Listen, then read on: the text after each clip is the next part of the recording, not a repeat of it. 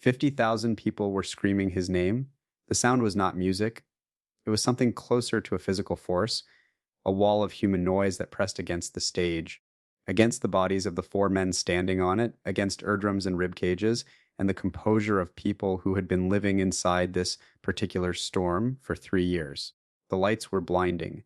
The amplifiers were useless. No one in the stadium could hear a single note above the roar. And John Lennon, standing at his microphone with his Rickenbacker guitar slung across his chest, looked out at 50,000 faces and felt something that none of those faces would have recognized as the expression of a man in the middle of a dream come true. He felt nothing, not emptiness exactly, not depression, not boredom, something quieter and more final. It was the feeling of someone who had been running toward something for his entire life and had arrived, breathless, at the destination and found that the destination was not what the running had been about, that the running itself had been the thing, and the running was over. What he was feeling was the specific and irreversible calm of someone who has already made a decision that no one around them knows about yet. Because before the show, before the police escort and the press conference and the final walk from the dressing room to the stage, John had said something to George Harrison. Just the two of them. In a corridor away from the others, the words were quiet. The conversation was brief. And what John said in that corridor, in the minutes before the last concert the Beatles would ever play, was the true beginning of everything that came after. But to understand what he said and why, you have to go back, not to the beginning of the tour, much further back than that. The mythology of Beatlemania tends to present it as unambiguous triumph. Four young men from Liverpool who wanted to be famous became famous and lived the dream, the Screaming Girls, the magazine covers, the gold records, the Ed Sullivan Show appearances. In the mythology, the four Beatles are grinning. They are always grinning. John Lennon, in private, was not always grinning. He had wanted fame with the ferocity of a boy who had grown up feeling marginal, abandoned, insufficient, who had found in music the first language that made him feel like something other than a problem. He had wanted the world to hear him, to confirm through its attention that he was worth attending to, and the world had done exactly that on a scale no amount of ambition could have anticipated. But the world's attention, it turned out, was not the same thing as being known.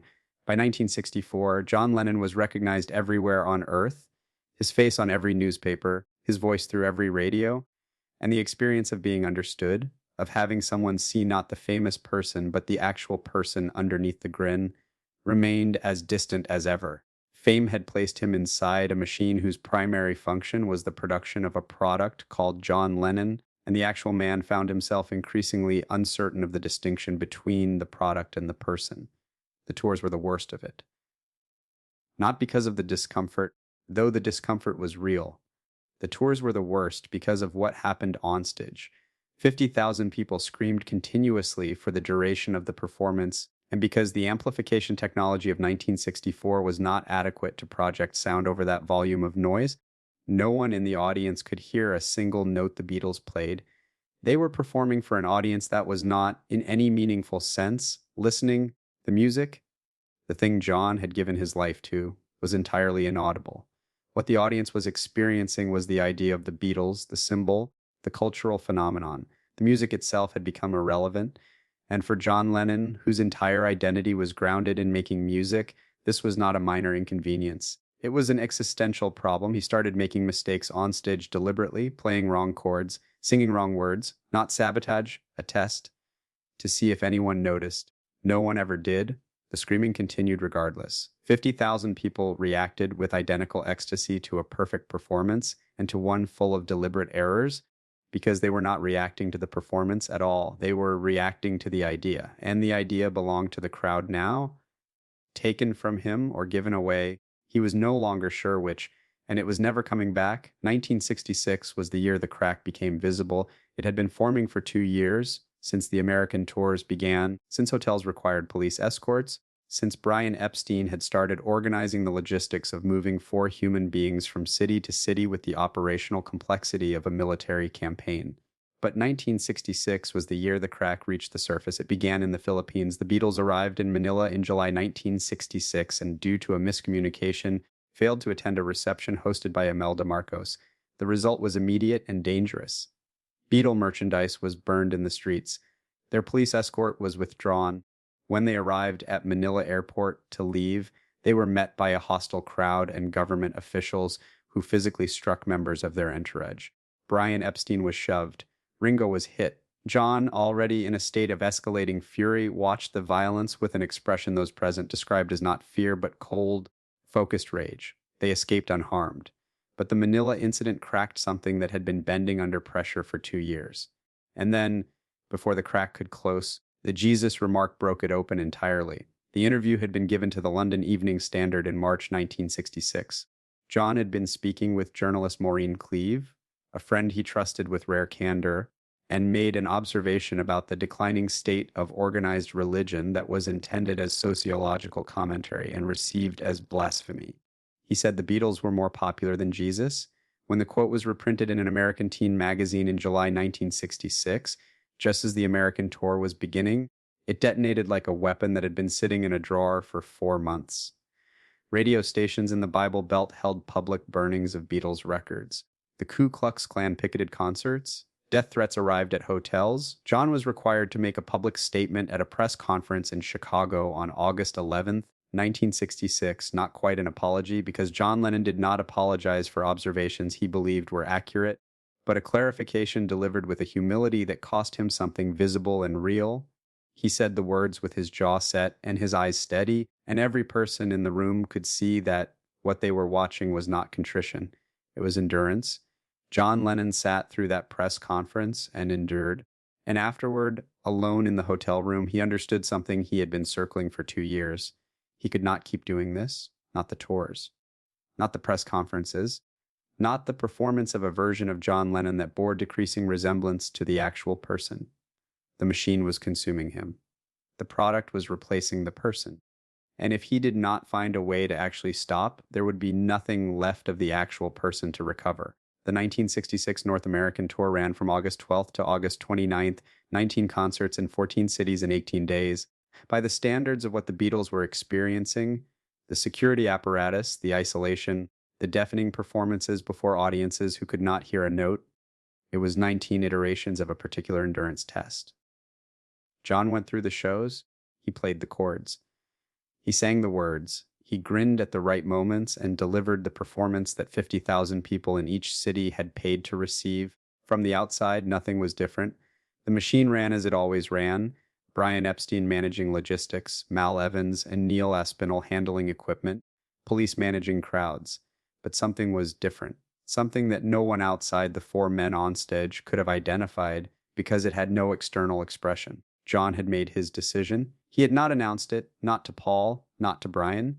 He was carrying it alone, the way you carry a decision that will change everything once it becomes real. George Harrison had already reached the same conclusion. His spiritual searching toward Indian music, Ravi Shankar, Eastern philosophy, had given him a framework for understanding what was wrong with the machine. The 2 men had spoken enough to understand they were in the same place. Ringo was exhausted. Paul was the most ambivalent. He loved performing with a genuineness uncomplicated by John's layers of meaning. But even Paul knew the music could not be heard. The 19 shows moved through their 14 cities, and in each one, the same machine ran. John stood at his microphone, played his guitar, felt the sound disappear into the wall of noise, looked at the faces in the crowd, and carried his decision. August 29th, 1966. The final date of the tour, Candlestick Park, San Francisco. The venue was an outdoor baseball stadium, the Pacific wind carrying the sound away almost as fast as the crowd noise could swallow it. Actual attendance that night was approximately 25,000. The Beatles were not selling out shows the way they once had, partly because of the Jesus controversy, partly because the hysteria of early Beatlemania had peaked and was receding. Journalists constructed a narrative of decline. It was not how it felt from the stage. From the stage it felt exactly the same as it always had, the roar, the lights, the useless amplifiers. The performance delivered into a void that returned nothing but noise. Before the show in the corridor backstage at Candlestick Park, John Lennon and George Harrison were briefly alone. Paul and Ringo were nearby but not present. What passed between them is not fully documented in any single authoritative account. George Harrison spoke about it in fragments in interviews before his death in 2001. John never addressed it publicly in those specific terms, though what he said in the years afterward made the substance clear. John said in that corridor that this was the last time, not as a complaint, not as an ultimatum, as a statement of fact, spoken quietly to the one person who would understand it without needing it explained. He was not going to tour again. He said it without heat, without drama, with the specific calm of someone who has finally set down something heavy. George said something in response. The accounts vary on exactly what. What is consistent is that George understood, and that his understanding was not surprise. They had been traveling toward this conversation for 2 years. What John said in that corridor made it real, made it irreversible, and then the show began. The set list for Candlestick Park consisted of 11 songs: rock and roll music, She's a Woman, If I Needed Someone, Day Tripper, Babies in Black, I Feel Fine, Yesterday, I Want to Be Your Man, Nowhere Man, Paperback Writer, Long Tall Sally. The set ran for approximately 30 minutes. For the final concert the Beatles would ever give, in front of 25,000 people who had no idea they were witnessing an ending, the performance lasted 30 minutes. Tony Barrow, the Beatles press officer, brought a portable tape recorder that night and captured a partial recording. He sensed, without knowing explicitly, that something was different, a quality of finality in the atmosphere that made him want to preserve it. The recording is scratchy and partial, the music barely audible beneath the crowd noise. The sound of the Beatles' final concert is almost entirely the sound of people making noise over the music. John played the 11 songs. He made it through the set. In the moment, it looked like a show. It looked like the machine running as the machine had always run. What John felt during those 30 minutes, not relief exactly, since the decision had already been made, but completion, was the sensation of something that had been running for 4 years, finally reaching its natural end. He played the last chord of Long Tall Sally, Little Richard's song, a throwback to the early days in Hamburg, a nod toward the beginning from inside the ending, and the crowd roared, and the 4 men walked off the stage, and John Lennon never performed as a Beatle in front of a paying audience again. The weeks that followed Candlestick Park were the strangest period of John's life to that point. The machine had stopped. No next city, no next hotel room, no next police escort. He was at home in Weybridge in Surrey, a house he had bought because that was what famous people did and almost never actually inhabited. Now there were no obligations. There was just the house and Cynthia and Julian, who was 3 years old, and silence where the machine had been. He did not know what to do with the silence.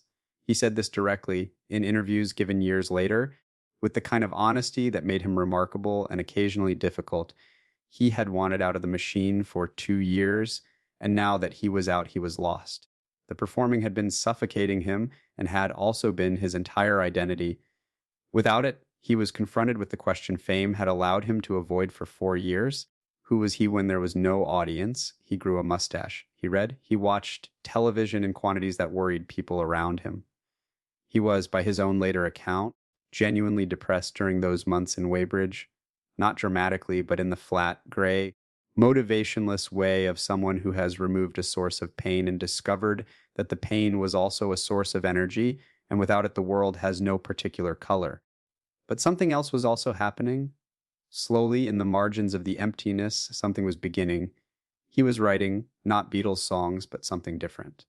Writing for himself, the way he had written as a teenager before the machine existed. The words coming were unlike anything he had written before, strange, fragmented, literary in ways the Beatles' format had never allowed. The first words of the person who would eventually make the Plastic Ono Band album, and Imagine, and all the rest of it.